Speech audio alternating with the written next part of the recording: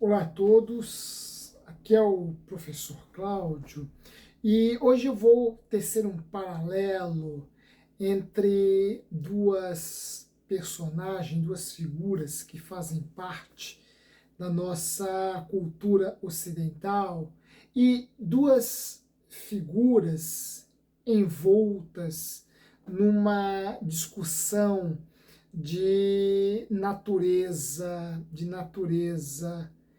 política, sendo que cada uma delas vai assumir uma postura completamente distinta.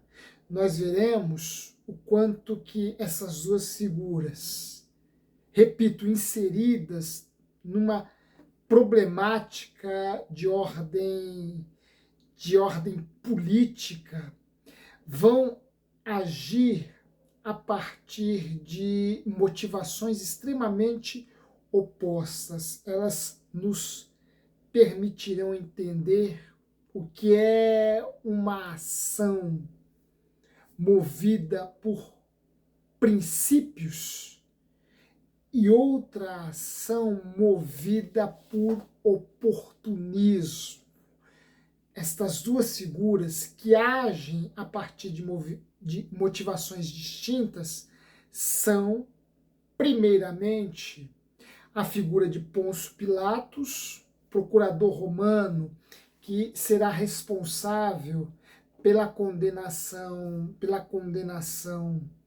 do Cristo à morte de cruz, e a outra figura aparece numa peça de Sófocles. Na verdade, esta figura dá nome a uma obra de Sófocles, uma tragédia chamada Antígona.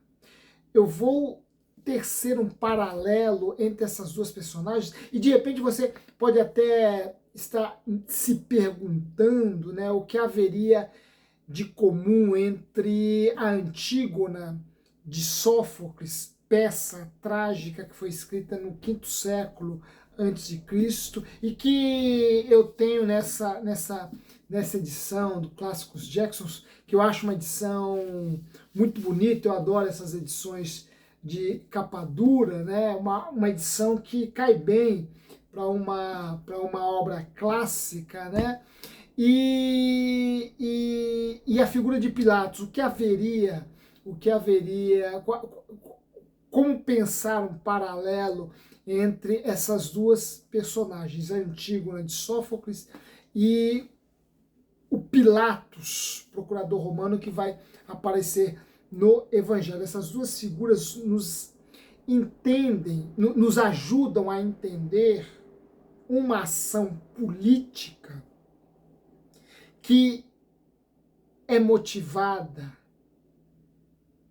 por princípios e outra ação política motivada por oportunismo. Nós veremos este paralelo e essas duas formas de ação a partir do contraste que haveremos de estabelecer entre essas duas personagens. Mas antes eu quero te convidar a se inscrever em nosso canal, se inscrever nesse nosso espaço. Este é um lugar por meio do qual nós divulgamos conhecimento. Esse é um lugar por meio do qual nós levamos aulas, lições, que tem como finalidade te oferecer uma formação humanística mais consistente, te levar a pegar gosto por estes temas, por esses autores. Aqui nós já, neste nosso canal, já passaram diversos filósofos, diversas obras,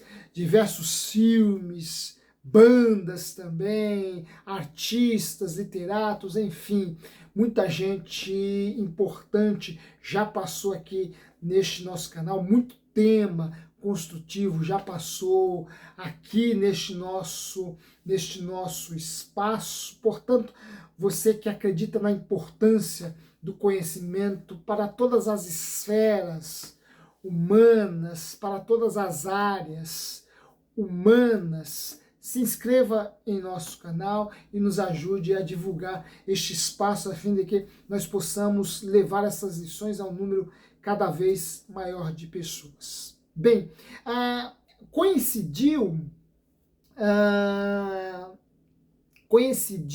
que nesta última Páscoa eu estava trabalhando com os meus alunos a Antígona em sala de aula, porque como professor de literatura, de língua portuguesa, eu valorizo muito o ensino dos clássicos. Eu particularmente procuro sempre despertar no meu aluno gosto pelos clássicos, né? Todos os meus cursos de literatura passam pelos clássicos, principalmente os cursos de introdução, né? Pelos clássicos é que nós começamos, né? E coincidiu de que eu estava ensinando a Antígona, trabalhando com os meus alunos a Antígona em sala de aula, quando chegou a sexta pascal, né? A sexta da paixão. E por conta desta ocasião eu fui reler nos evangelhos alguns episódios envolvendo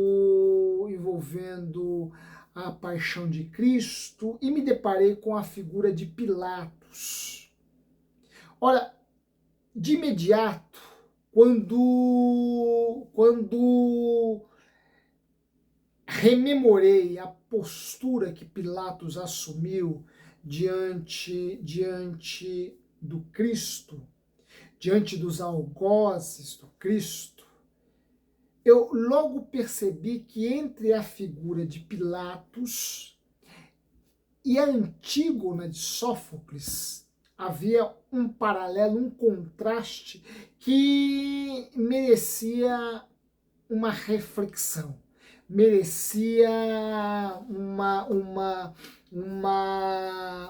consideração, um comentário de minha parte. Aqui vejam, né, nós estamos aqui estabelecendo um diálogo entre um texto dos evangelhos e uma obra que pertence à literatura clássica, né, que pertence ao teatro clássico, né?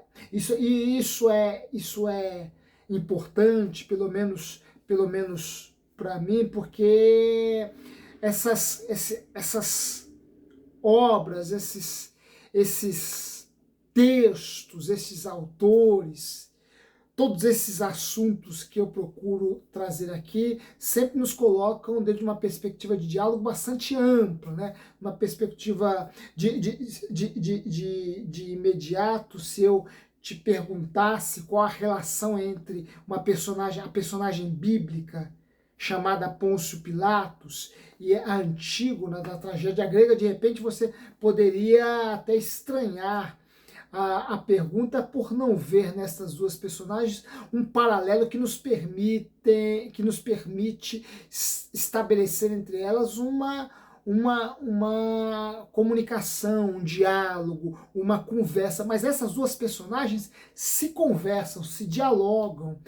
E se dialogam no plano das ideias, e se dialogam no plano da ação, se dialogam no plano da política, embora a partir de perspectivas diferentes. Ora, nesta sexta-feira da paixão, relendo os evangelhos, mais especificamente os episódios relacionados à paixão, eu pude depreender da ação, da postura, melhor dizendo, de Pôncio Pilatos em relação ao Cristo, uma postura completamente oposta à postura da Antígona na corte tebana, a postura de da Antígona diante de Creonte, seu tio, mais governante de Tebas em seus dias. E em que medida se dá este contraste? Vejam, nós já sabemos pela leitura dos evangelhos que quando os membros do Sinédrio, o Sinédrio era o supremo tribunal judaico nos dias de Jesus, né? Quando os membros do Sinédrio, encabeçados por Caifás e Anás, levam Cristo perante Pôncio Pilatos, a fim de que Pôncio Pilatos o condenasse, Pilatos, que era procurador romano, que servia Roma na Judéia, Pilatos, que nesta ocasião estava em Jerusalém, né? Era uma ocasião de festa, era uma ocasião em que Jerusalém recebia peregrinos, estrangeiros, judeus vindos de toda parte do mundo conhecido, mas principalmente do mundo helenizado, né, o mundo ocidentalizado, né, a Europa,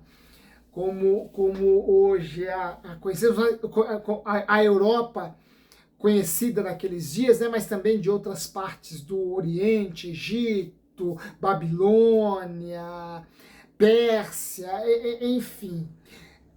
Na ocasião da Páscoa, a ocasião em que o caso Cristo chegou até Pôncio Pilatos, Pôncio Pilatos, estava em Jerusalém, pois era comum os procuradores romanos, em ocasião de grandes festividades em Jerusalém, comparecerem a Jerusalém, estarem em Jerusalém, por uma questão também por uma questão de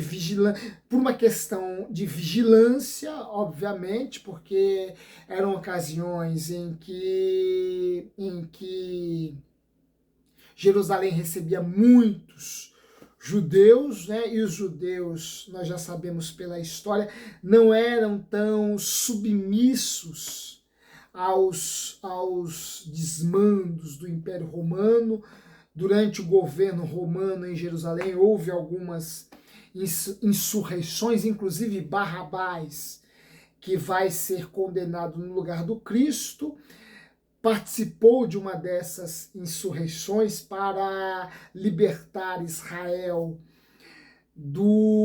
para libertar a Judéia do jugo romano, e também a presença do procurador romano em Jerusalém se dava por uma questão uma questão de política propriamente dita, né? Era uma forma de Roma prestigiar aquele evento nacional, aquele evento judaico. Roma era bastante flexível em relação à liberdade de culto na Judéia.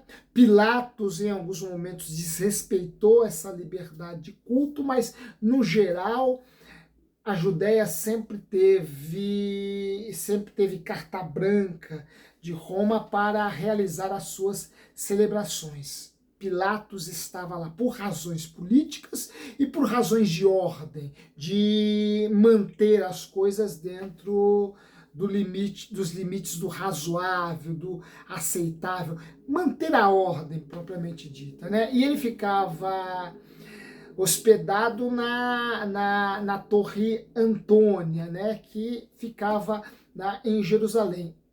É nesta ocasião que ele recebe em suas mãos a incumbência de julgar o Cristo, a incumbência de proferir um veredito sobre o Cristo. E durante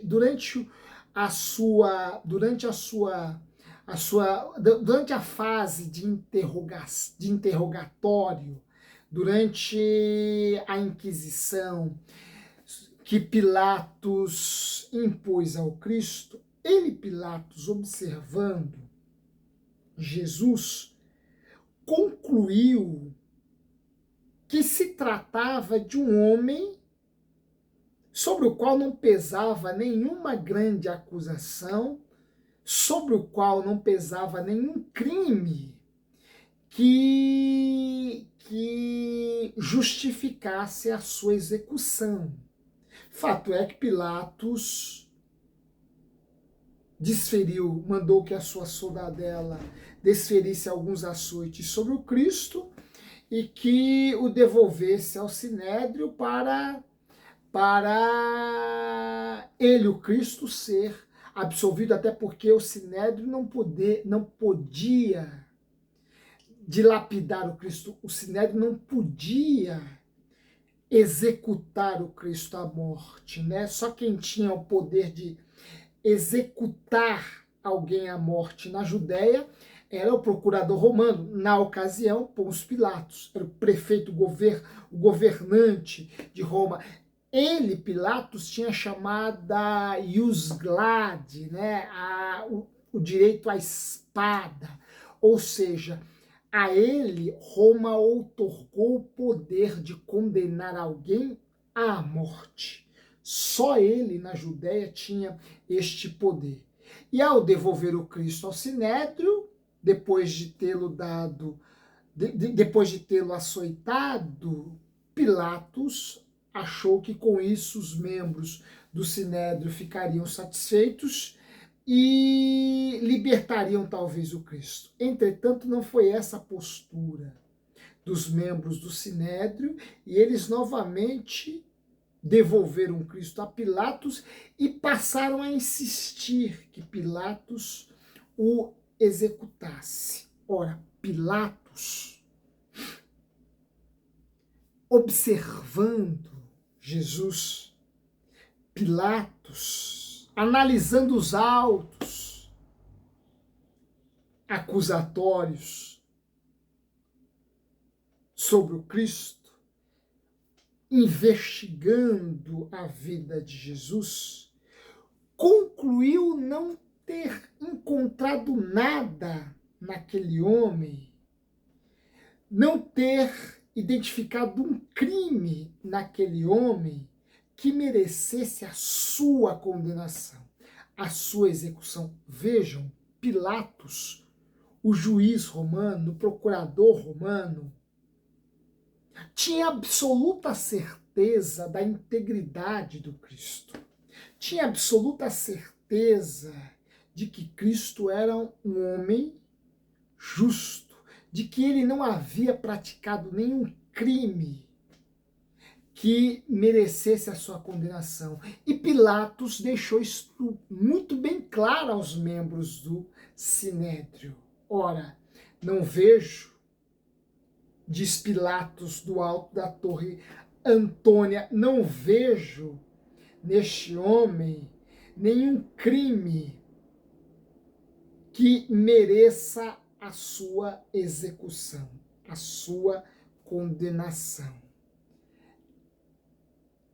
Convencidos de que Pilatos não haveria de condenar Jesus à morte, os membros do Sinédrio, Anás, Caifás, o Sinédrio era composto por 71 juízes, né? Um juiz que esteve presente, que fazia parte do Sinédrio e que vai entrar na história do cristianismo por meio do processo da conversão, Nicodemos, né? Nicodemos também era um juiz, membro do Sinédrio. O Sinédrio tinha 71 juízes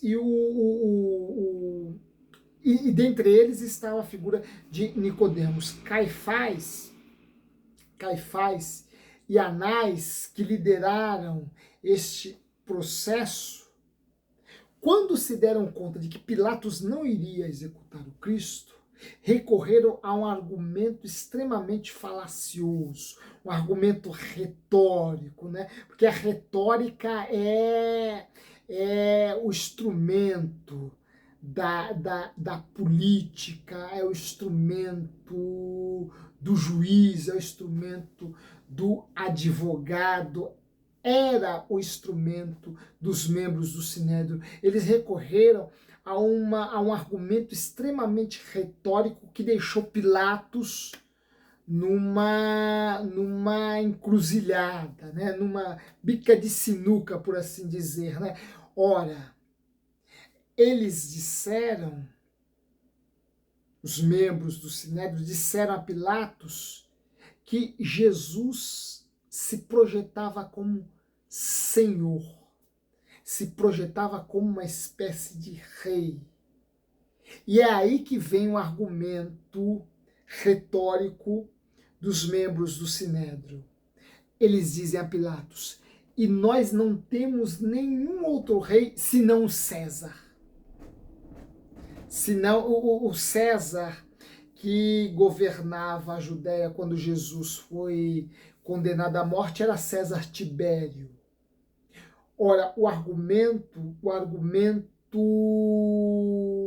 dos sinedritas, dos membros do Sinédrio, foi um argumento extremamente retórico. Eles disseram: ora, este homem, o Cristo, se diz Senhor.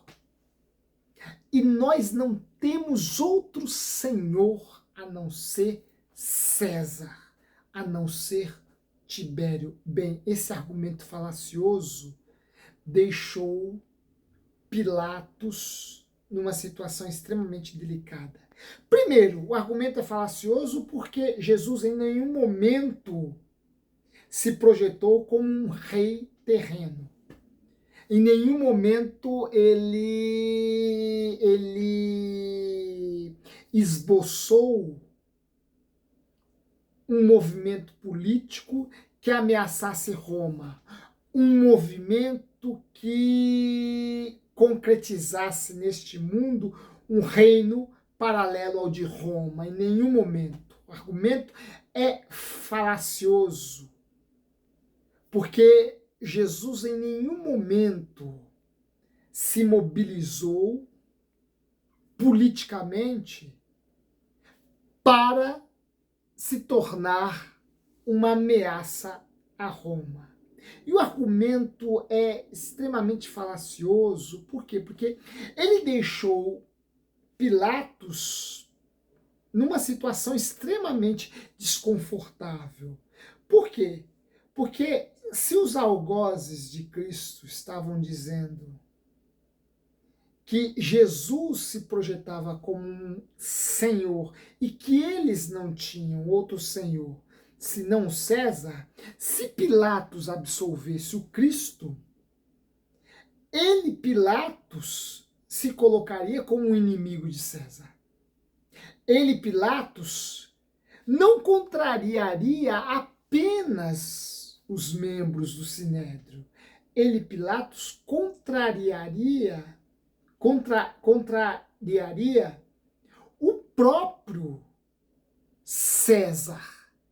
E se contrariasse o César, absolvendo alguém que, segundo o argumento dos membros do Sinédrio, se projetava como um outro César, como um outro senhor, como um outro soberano, Pilatos poderia sofrer duras penas vindas de Roma, duras penas vindas de César. Ora, aqui Pilatos se viu entre a sua consciência e os riscos que poderiam lhe sobrevir se ele agisse segundo a sua consciência. Ora, conscientemente, Pilatos sabia que Jesus era um inocente. Pilatos tinha convicção de que Cristo era um inocente. Entretanto, o argumento retórico lançado pelos membros do Sinédrio o colocavam diante deste conflito, haja vista que, Se Pilatos soltasse alguém que se projetava como um novo César, como um novo Senhor, como um novo rei, Pilatos sim se tornaria ele também um inimigo de Roma. E aí ele, Pilatos, poderia ser taxado de traidor, e sobre ele a pena seria extremamente dura. Ora, o que fazer? Agir por sua consciência e assumir todos os riscos advindos de sua ação, ou sacrificar a sua consciência e ceder à pressão dos acusadores, o argumento vazio e falacioso daqueles juízes, e manter a ordem, e manter o cargo, e manter a própria integridade política e física. Ora, Pilatos opta em abrir mão de sua consciência e agir conforme as pressões que lhe foram impostas naquela ocasião. Ora, essa ação de Pilatos foi uma ação que nós definimos, do ponto de vista político, como uma ação extremamente oportunista. Por quê? Porque Pilatos simplesmente se deixou ser levado pelo contexto adverso no qual estava inserido. Se ele, Pilatos, tivesse agido por sua consciência, sua ação, ainda que lhe acarretasse grandes consequências, seria uma ação autêntica, uma ação legítima, uma ação movida por princípios, pelo princípio da justiça. Ora, é este o grande princípio que ele, Pilatos, abre mão quando decide ceder à pressão dos membros do Sinédrio e condenar Jesus à morte. Ora, ele sabia que aquela decisão não seria justa. Ele sabia que condenar o Cristo à morte não seria uma medida justa, porque ele mesmo olhou para o Cristo, observou o Cristo, investigou o Cristo, inquiriu o Cristo e não encontrou nele crime algum que merecesse a sua condenação. Ora, ao ceder às pressões, Pilatos abre mão do princípio da justiça e age conforme o vento das paixões, age conforme os ânimos daquela multidão que, movida pelo Sinédrio, pedia a condenação do Cristo. Ora, Pilatos cede à pressão da massa, cede à pressão dos algozes, cede à pressão dos juízes injustos e abre mão de sua consciência, abre mão de seus princípios. Ele deixa de praticar a justiça, algo extremamente grave quando se trata de um juiz, quando se trata de um político.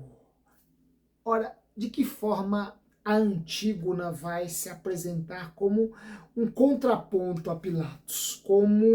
De que forma a Antígona vai se colocar aqui como o antípoda de Pilatos, por assim dizer, né? É que, contrariamente ao procurador romano, a Antígona prefere sacrificar a própria vida do que abrir mão de sua justiça, abrir mão da razão, abrir mão de seus princípios. Bem, para contextualizarmos, para situarmos a a Antígona, para nos situarmos, melhor dizendo, né, para nos situarmos melhor em relação ao contexto no qual a Antígona está inserida. Bem, a Antígona era um dos 4 filhos de Édipo e Jocasta. Édipo e Jocasta, também personagens da tragédia de Sófocles, personagens cuja história nós já conhecemos, né? Édipo sem saber, matou o próprio pai Laio e se casou com sua própria mãe Jocasta e se tornou rei de Tebas. Com Jocasta, Édipo teve 4 filhos. Quando ambos descobrem ser mãe e filho, Jocasta se mata, Édipo se cega e sai errante, abandona o trono de Tebas e sai errante, né? Os seus 4 filhos ficam sob o peso de uma grande maldição, né? Ora, Édipo e Jocasta tiveram 4 filhos frutos de um incesto, né? São eles Etéocles e Polinice, 2 homens, e Ismênia e Antígona, 2 mulheres. Esses são os 4 filhos que Jocasta e Édipo tiveram. Bem, com o abandono, o autoexílio que Édipo se impôs, o trono de Tebas ficou vacante. Quem vai assumir o trono durante o interregno até a escolha de um novo governante, de um novo rei, é Creonte, irmão de Jocasta, portanto, tio de Antígona. Ora, neste período de sucessão, o trono foi decidido que o trono deveria ser entregue a Etéocles. Polinice, que não se agradou disso, entrou em conluio com os argivos, o povo de Argos, outra cidade grega, e marchou contra Tebas. Ele, Polinice, a fim de usurpar do trono pelo caminho da força, marcha contra Tebas e decide lhe declarar guerra. No combate entre tebanos e argivos, os 2 irmãos se matam em luta no campo de batalha, Etéocles e Polinices. Ambos acabam se matando. Bem, Creonte determinou que Etéocles fosse morto com todas as honras cabíveis a um herói, a um chefe militar, a um chefe de Estado, porque Etéocles morreu defendendo Tebas. Agora, em relação a Polinice, Creonte foi mais rigoroso. Ele baixou uma determinação, ele baixou uma norma, uma lei, uma lei propriamente dita, uma determinação, melhor, né, usarmos esse termo, talvez diríamos uma portaria, né, ou algo parecido, mas ele baixa uma norma, promulga uma norma proibindo que o corpo de Etéocles fosse sepultado. O seu corpo deveria continuar exposto às aves de rapina no campo de batalha para a sua vergonha, para o seu vitupério, para o vexame e o descaso com Polinice, porque Polinice morreu na condição de traidor de Tebas. Nesta condição, ele, segundo Creonte, não era digno de um sepultamento. Ora, é neste contexto que a Antígona entra. Seu drama, sua tragédia começa aí. E começa aí por quê? Porque Creonte estabeleceu como punição a qualquer um que intentasse sepultar Polinice o apedrejamento, a morte por dilapidação. Esta era a condenação. A Antígona, mesmo ciente da imposição, da norma, da determinação de Creonte e as consequências que o não cumprimento desta norma poderia lhe acarretar, mesmo assim, ela, a Antígona, vai argumentar, defender, lutar para sepultar o seu irmão, para enterrar Polinice. Ela tenta convencer Ismênia, sua irmã, a se juntar a ela naquela luta. Entretanto, Ismênia hesitou e permaneceu a acatar a determinação de Creonte e não tomou partido na causa de Antígona. Antígona vai até as últimas consequências com esta sua decisão. Não era justo para ela que o seu irmão ficasse com o corpo exposto para ser devorado por aves de rapina, sofrendo todos os vitupérios, todos os vexames, toda a desonra e o desdém que aquela situação poderia lhe acarretar. Ora, Antígona não achava aquilo justo. E até porque, na concepção grega, o sepultamento de um corpo era fundamental para se determinar o destino da alma. Havia, inclusive, esta crença fundada nos mitos gregos, de que, os gregos acreditavam na imortalidade da alma, né? Isso é um ponto comum no pensamento grego. Os gregos acreditavam na imortalidade da alma, e quando a alma se desprendia do corpo, ela ia para o seu destino, que era o Hades, lugar dos mortos. Se um corpo não fosse sepultado, a alma, mesmo saindo deste corpo, passaria a perambular errante pelo mundo, sem ir para o seu destino, que era o Hades, a casa dos mortos. Ora, a alma se tornaria uma errante, se tornaria uma perdida, se tornaria uma exilada do seu mundo natural, que é o mundo dos mortos. Ela se tornaria uma exilada na terra. Esta crença era muito presente na consciência de uma Antígona, na consciência de um Sófocles, na consciência de um Creonte, de uma Ismênia, na consciência de qualquer grego do quinto século antes de Cristo.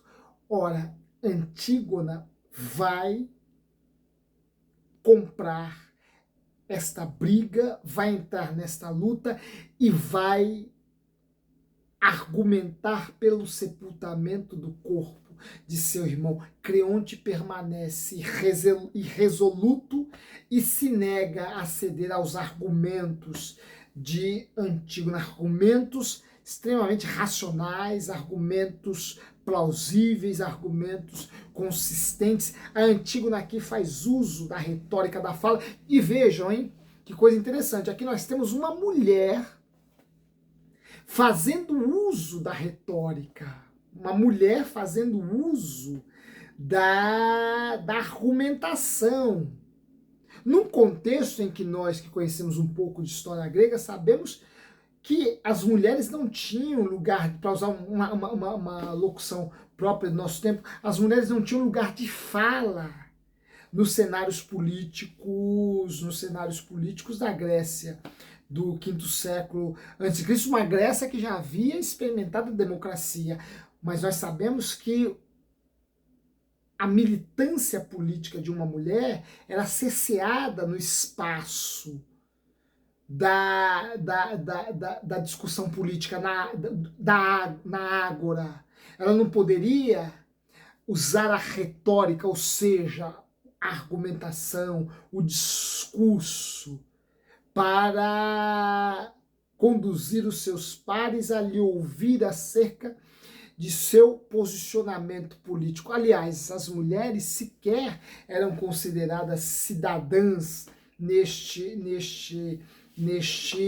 contexto, né? Então, aqui nós temos algo extremamente revolucionário, por assim dizer, porque nós temos uma mulher, a Antígona, uma jovem, fazendo uso da retórica,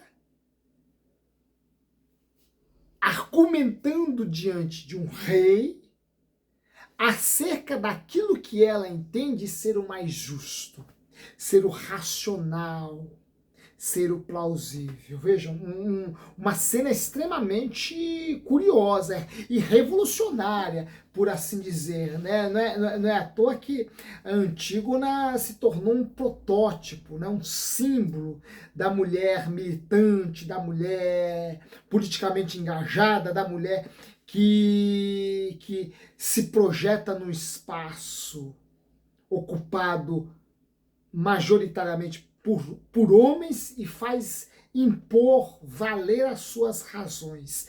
Entretanto, toda a retórica da Antígona, toda a sua argumentação, toda a sua racionalidade não foi capaz de convencer Creonte, e este se mantém resoluto.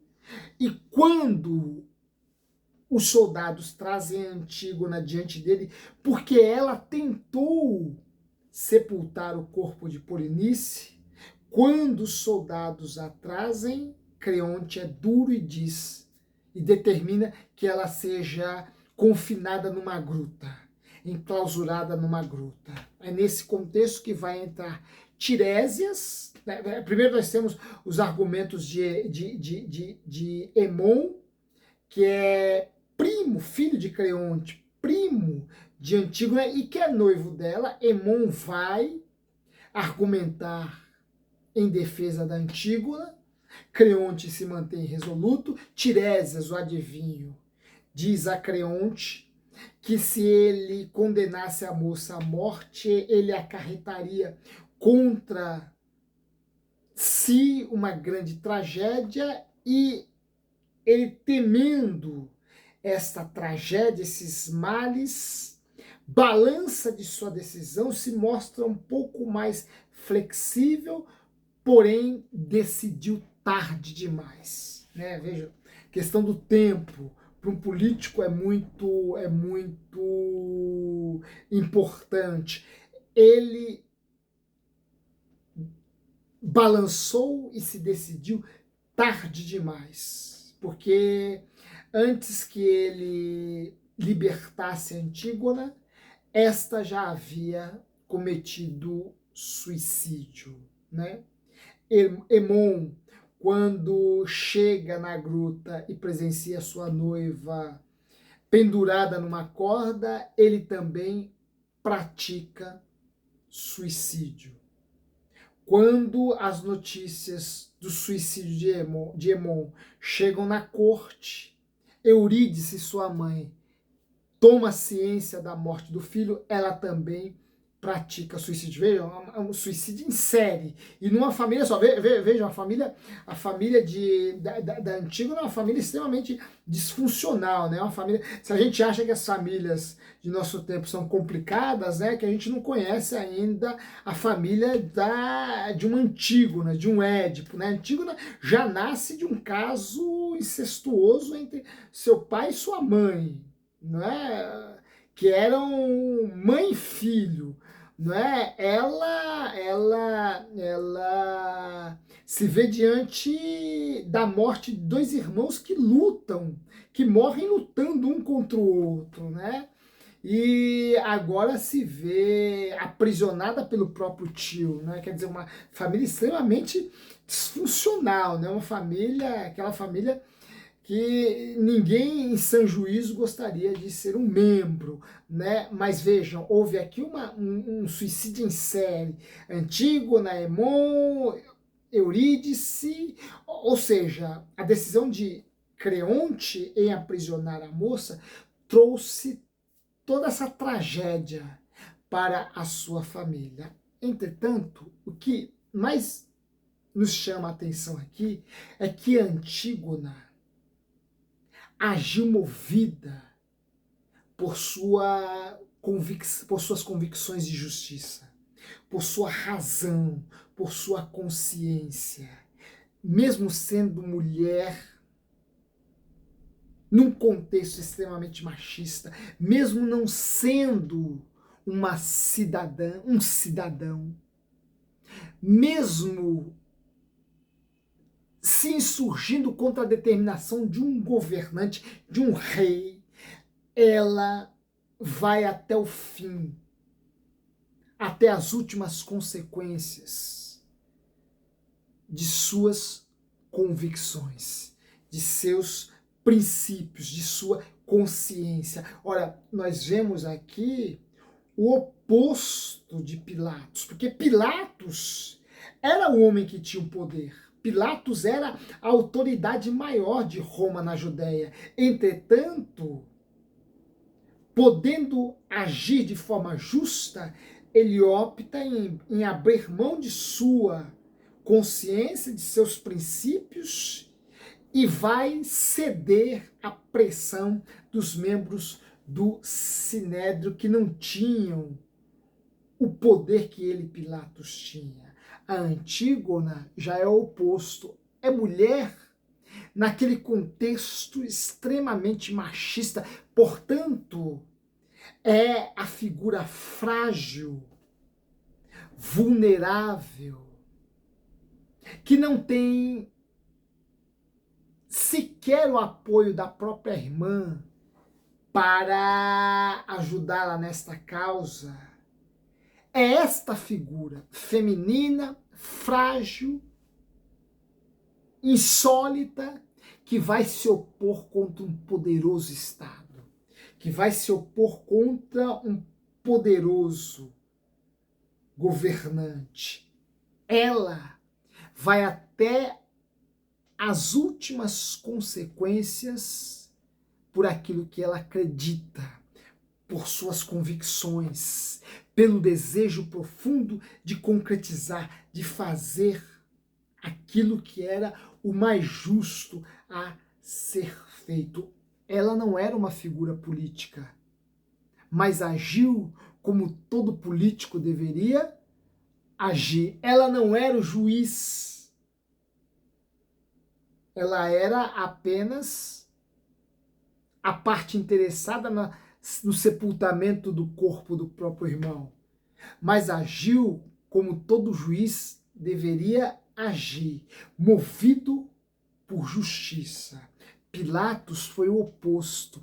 Este agiu por conveniência. O que seria mais conveniente? Condenar, absolver, movido por justiça, por consciência. Aquele estranho, o Cristo que lhe entregaram, ou condenar, ceder às pressões dos acusadores do Cristo e condenar aquele estranho a mortificar de bem em paz com os membros do Sinédrio, os juízes, o tribunal, o superior tribunal da Judéia e, em última instância, com César. O que seria mais conveniente, o que seria melhor a Pilatos fazer? Ora, Pilatos optou pelo conveniente. Ele se deixou ser levado pelos ventos que mais lhe pareceram favoráveis, né? condeno à morte este pobre homem, cuja condenação é essa que não vai me acarretar nenhum mal, e aquieto os ânimos de seus algozes, aquieto essa desordem em Jerusalém e salvaguardo o meu governo na Judéia e o meu prestígio diante de Roma. Ele vai agir conforme as conveniências, né? Veja, Pilatos, na verdade, criou essa coisa bizonha e bizarra que na política, em nossa política brasileira, nós qualificamos de centrão, né? Porque quem é o centrão, né? O político do centrão é o político que não age por princípios, age por conveniências, né? Ele espera ver de que lado sopra o vento e a partir do lado em que o vento soprar, é desse lado que ele vai, né? Pilatos foi o criador da política por conveniência, da política do centrão, né?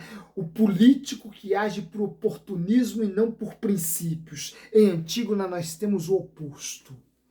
Ela é a figura extremamente frágil, mas forte. E Antígona tem muita força. A força de Antígona não está em seu poder político, porque poder político algum ela tinha. Sequer era considerada uma cidadã. Sequer tinha lugar de fala na ágora. Mas a sua força estava em suas convicções. Estava em suas certezas. Estava em seu conceito de justiça. Estava naquilo que ela julgava ser o mais racional e vai entrar como o protótipo da mulher que tem sobre si o peso de tanta opressão, de tanta exclusão, de tanto descaso, mas que demonstrou uma força de espírito, uma força movida por convicções que a torna uma figura extremamente forte, extremamente... Pilatos entra na história como o fraco, o político oportunista, político do centrão, o político que age a partir daquilo que lhe é mais conveniente. Antígona, a figura que age por princípios, por convicções, por certezas, pela razão, ainda que isto lhe custasse a liberdade e também a própria vida. Ora, o que nós precisamos hoje é de gente que tem a força de espírito de uma Antígona. É de gente, de políticos,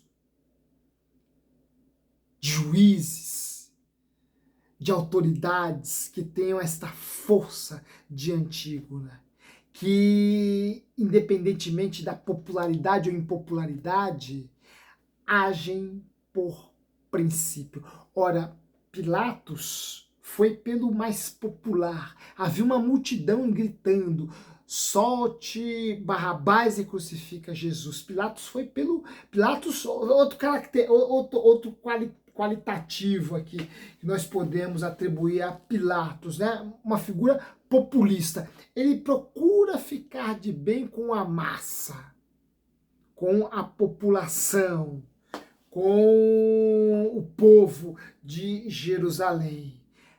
A Antígona, ao contrário, não está preocupada com popularidade, ela está preocupada com a verdade, ela está preocupada com a justiça, ela está preocupada com aquilo que é mais racional, aquilo que condiz mais com a sua consciência, com os seus princípios.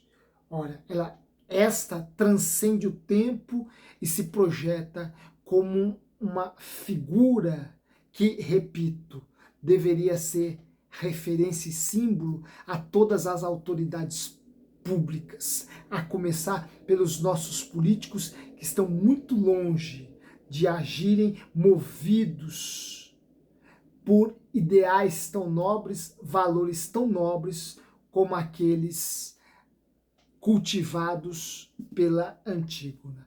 A eles nós recomendamos a leitura de Sófocles, a leitura e uma identificação com esta mulher brilhante chamada Antígona. Um forte abraço e até a próxima.